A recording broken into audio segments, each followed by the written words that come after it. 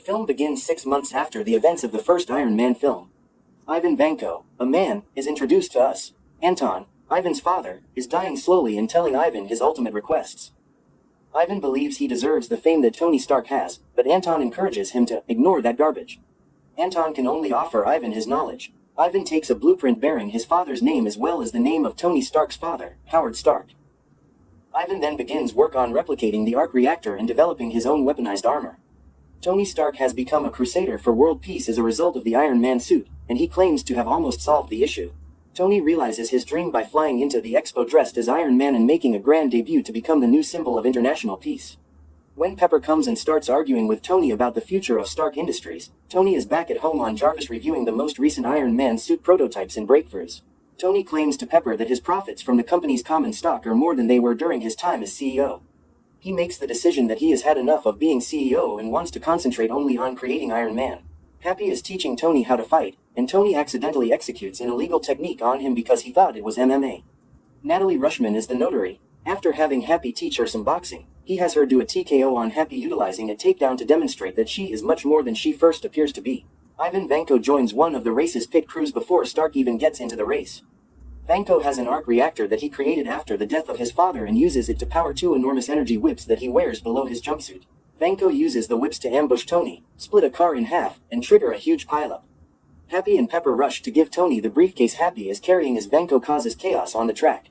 Vanko uses his electric whips on the Rolls-Royce Phantom that Happy and Pepper are in, and after numerous efforts to ram Tony with the briefcase, Pepper eventually succeeds. The Iron Man armor is a portable version of the casing, which Tony activates. After a fierce fight, Tony finally succeeds in taking down Vanko by physically removing the arc reactor battery that powers his whips and destroying it after having Jarvis examine it. Tony is being yelled at by a defiant Vanko as he is being arrested by the cops while shouting, "You lose." The audience as a whole is in a state of shock after what they just saw.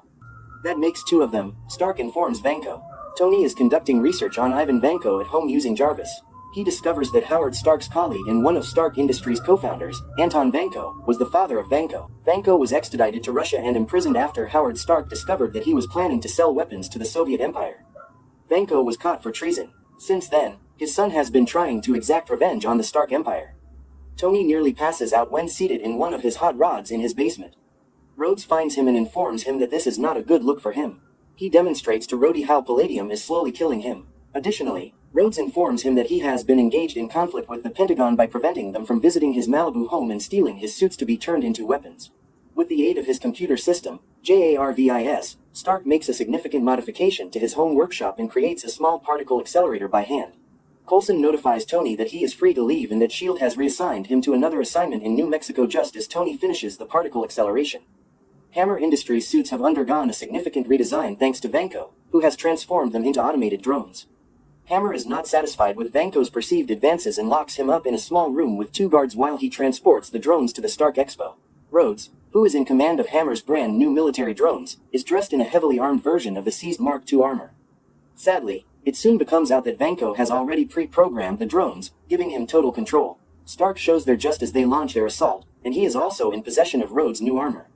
Happy, Hogan and Romanoff rush to Hammer's Queen's base to stop Vanko while Stark fights these remote-controlled foes and tries to elude Rhodes. When they get there, they have to fight their way past Hammer's security personnel. Happy is happy to have killed one of them, but he becomes a little alarmed when he observes that Romanoff has eliminated at least half of them in a short period of time. In an upgraded armored suit from the one he wore when he attacked Tony in Monaco, Vanko has already left for the expo. Hammer finishes his presentation back at the Stark Expo when the standing room-only crowd is attacked by drones, prompting them to leave.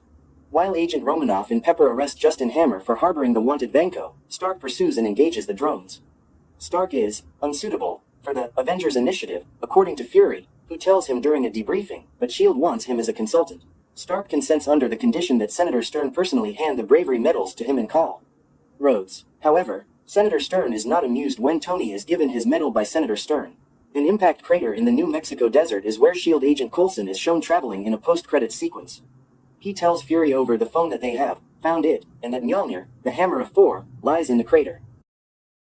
That's all, guys. Hey, if you enjoyed this video, make sure you subscribe the channel. Hit the subscribe button, leave me a comment.